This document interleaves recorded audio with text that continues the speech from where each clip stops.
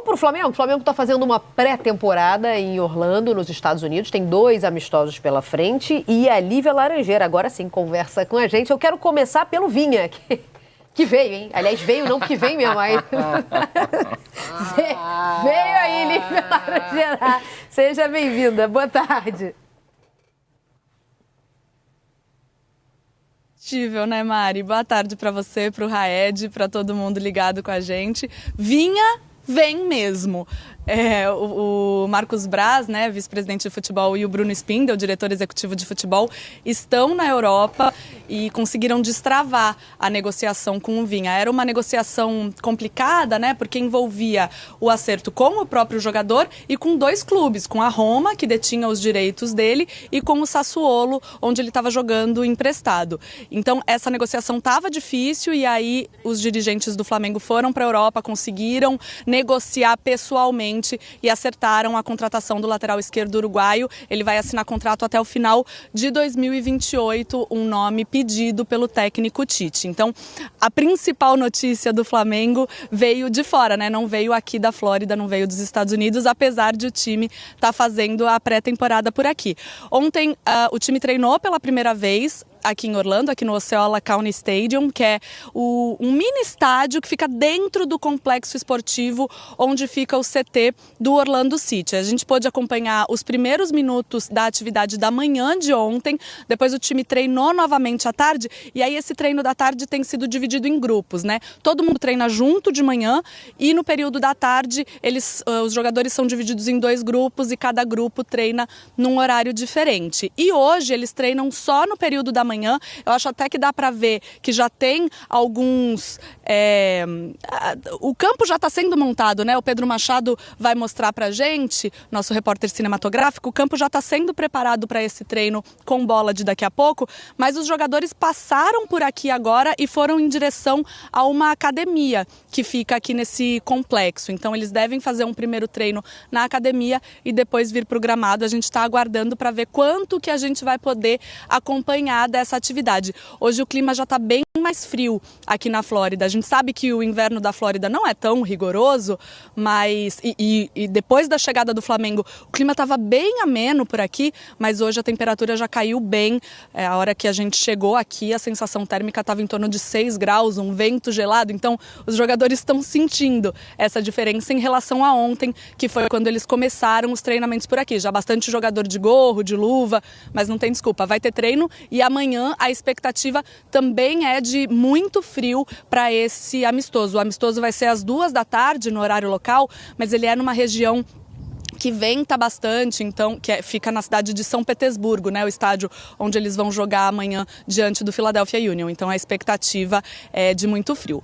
Outra expectativa grande por aqui, Mari, é pela estreia do De La Cruz. O De La Cruz, que até ontem era o único reforço do Flamengo para essa temporada, né? O único jogador que já está com o grupo aqui treinando, o único reforço que já está com o grupo aqui treinando, treinou com os companheiros ontem, a gente viu ele em campo junto com os companheiros. Ele ainda não pôde estrear com a camisa rubro-negra porque pelo Carioca tinha uma questão burocrática, ele ainda não estava liberado para jogar. Então há essa expectativa pela estreia. O Flamengo agora com 4 uruguaios no elenco, né? Já tinha o Arrascaeta e o Varela, agora chega também o De La Cruz e o último anunciado, o Matias Vinha. Eu quero rodar também, Mari, um trechinho de uma fala do Everton Cebolinha. Ele foi um dos destaques do Flamengo desde o fim da última temporada, né? Já cresceu muito jogando com o Tite e nesse primeiro jogo da temporada de 2024, a goleada diante do Audax mais uma vez se destacou.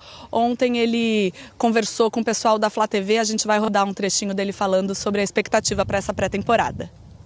Principalmente fora da América do Sul, né, são equipes taticamente bem evoluídas, né, e o futebol americano aqui tem crescido bastante. A gente vê que grandes jogadores estão vindo para essa liga.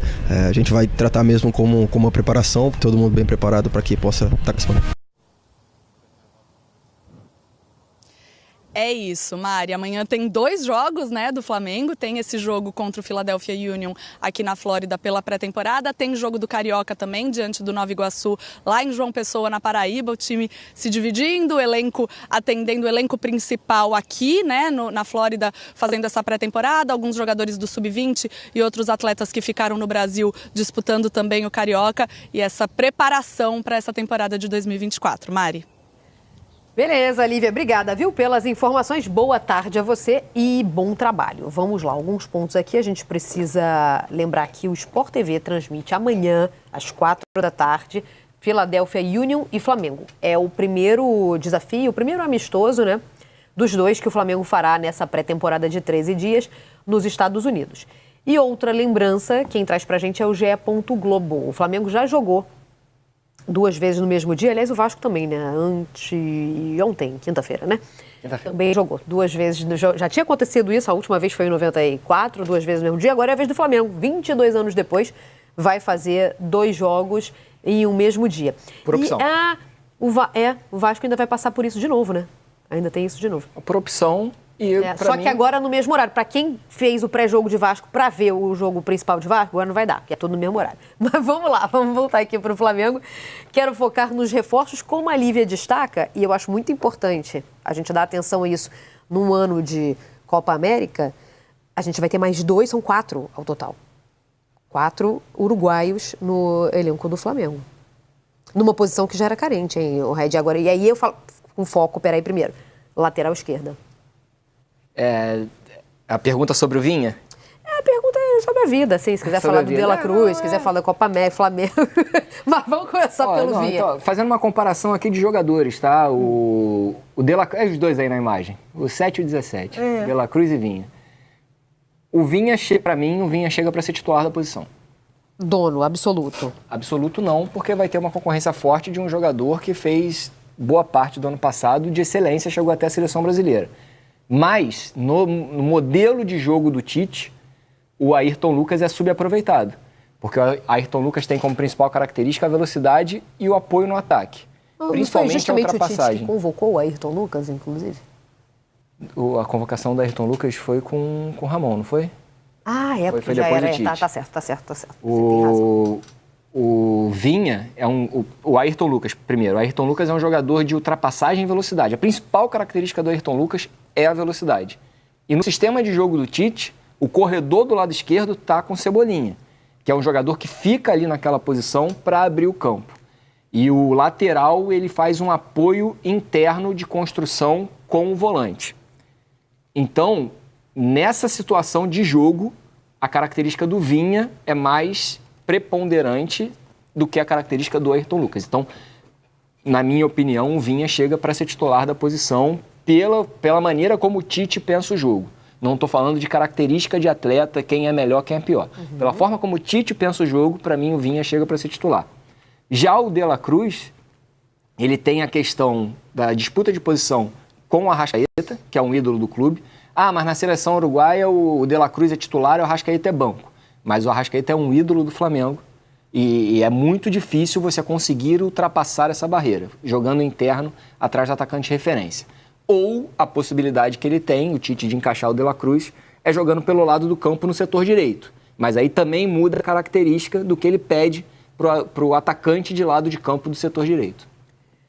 Foram modelos, as negociações foram diferentes, né? Vamos lá, modelos diferentes. O De La Cruz seguiu em um formato de compra. Aliás, é importante lembrar. O De La Cruz, quando chega ao Flamengo, ele ainda tinha contrato com o River, certo? Sim. Então ele precisava esperar que a janela abrisse para a sua contratação ser registrada aqui no BID, o famoso BID, né? Isso aconteceu no dia 11 de janeiro.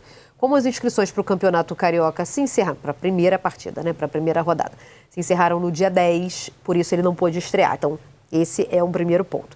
E o Flamengo foi, contudo, muito agressivo e contratou o De La Cruz junto ao River Plate. O Vinha não. Ele vem do Sassuolo, mas pertencia à Roma. Então o Flamengo negocia com a Roma em um pagamento dividido em 4 anos, no montante de 8 milhões de euros, o que na cotação atual dá 42 milhões e 800 mil reais. São modelos diferentes, né? Mas aí Segundo o Flamengo, isso não vai ter aquele peso inicial, como se chama, no orçamento do clube. Então a gente já vê uma política de contratação diferente para o Matias Vinha. Mas eu vejo assim como você também, só colocaria sem medo absoluto ali. Acho que ele tira do Ayrton Lucas essa vaga. Pelo esforço que fez, pelo estilo do Tite, né? A gente já vê esse interesse aí se arrastando, né? Há algum tempo. Eu tenho a impressão que era muito mais, no final das contas, era muito mais sobre como pagar do que sobre desejo. É sobre Depois que as condições foram aceitas, para mim foi o que demorou mais a acontecer. Sobre também a negociação, eu não estava na mesa de negociação, não sei te dizer, mas as informações que a gente tem a partir do GE. Globo é que o Flamengo tinha oferecido 6 e eles queriam 10. E aí chegaram no meio termo. É isso. E aí o clube que detinha o direito dele, a Roma, queria mais dinheiro e o Flamengo queria pagar menos. É isso. Aí quando chegou no meio termo, a contratação foi feita. Tá. O De La Cruz, você falava que, embora na seleção, seja ele, a seleção uruguaia, né? E depois queria que você falasse sobre isso também. No ano de Copa América, o Flamengo tem 4 uruguaios no seu elenco, 4 internacionais, né? Que são todos convocados, como são chamados. Você falava do De La Cruz, que na seleção é titular, ao contrário do que a gente deve ver no Flamengo, ou a gente deve ver os dois jogando juntos, De La Cruz e Arrascaeta? Eu acho que a composição pode ser feita, o De La Cruz jogando pelo corredor do lado direito, só que ele não tem a característica que o Tite pede para aquela função. Ele tem ali, ele joga com o Luiz Araújo hoje, às vezes ele põe o Bruno Henrique ali, às vezes ele coloca o Cebolinha ali, são jogadores de velocidade e drible pelo corredor do lado direito. O De La Cruz é um meia que pode fazer aquela função.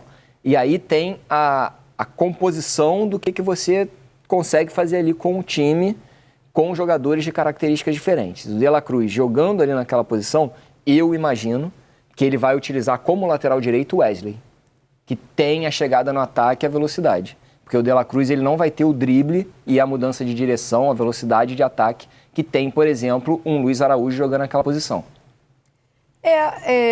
Eu vejo o Tite gostando muito do Luiz Araújo, tá? Vejo o Tite gostando muito do que está vendo com o Luiz Araújo desde o fim do ano passado, que foi quando ele começou a construir, né, a temporada 2024. Agora teve o Varela também, né? A gente está vendo imagens do Gabigol aí. A gente está vendo imagens do treino do Flamengo nos Estados Unidos. Ao vivão? São imagens ao vivo ou são muito recentes? Muito recentes, tá? É o chamado tipo ao vivo. Tipo ao vivo. Entendeu? Tem uns minutos volta aí. Ali no negocinho, né? No DC. É coisa de minutos, tá? E aí?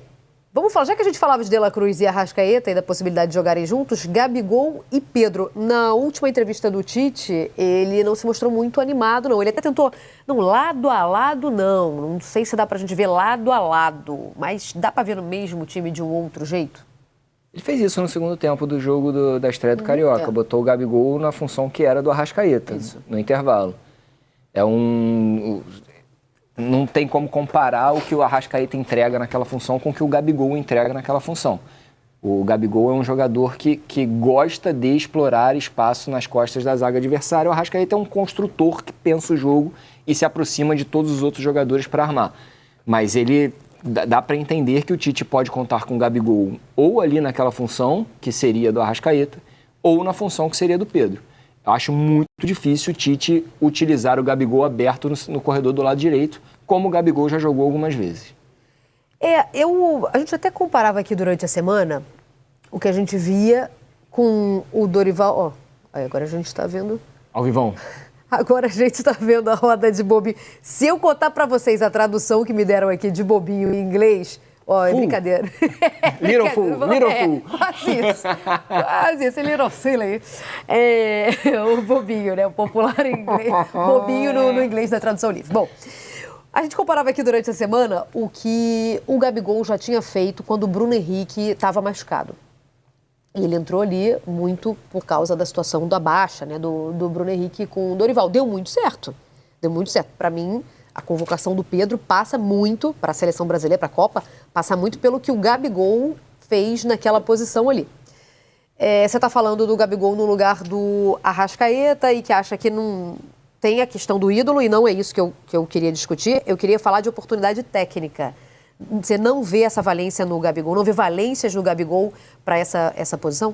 Qual, a do Pedro? Não, a do Arrascaeta. Não é uma comparação de idolatria, não tem nada a ver com isso. É só porque a gente já viu acontecer com o Bruno Henrique. numa necessidade, e aí depois o esquema funcionou muito. Porque o Dorival muda o esquema do Flamengo para abrigar os dois. Mas não tinha o Bruno Henrique também, né? Não, mas então, é que ele mudou a forma do time jogar para colocar 2 atacantes de referência. O Tite não vai fazer isso. 2 atacantes no comando de ataque, o Tite não vai. Ele já deu declaração, o Tite nunca jogou dessa maneira. É muito difícil que o Tite faça isso com Pedro e Gabigol, porque não é a forma do Tite ver o jogo de futebol. Pode acontecer com rotina de treinamento, o trabalho do Tite está muito, muito novo ainda. Pode acontecer com rotina de treinamento, com o time já sendo marcado pelos adversários, dele criar uma variação. É possível que aconteça, criar uma variação para encaixar 2 atacantes de referência, se o time for muito bem marcado e ele não conseguir os resultados ali em partidas muito importantes. Mas nesse momento eu acho muito difícil que ele encaixe. Eu acho que é o perfil também, né? A personalidade não é essa, né? Muita gente compara, mas o Fernando Diniz já terminou um jogo com 5 atacantes numa Libertadores, mas é um outro perfil, né? Eu não vejo essa personalidade. Aí entra o que você falou, né? Trabalhos que dão resultados maravilhosos.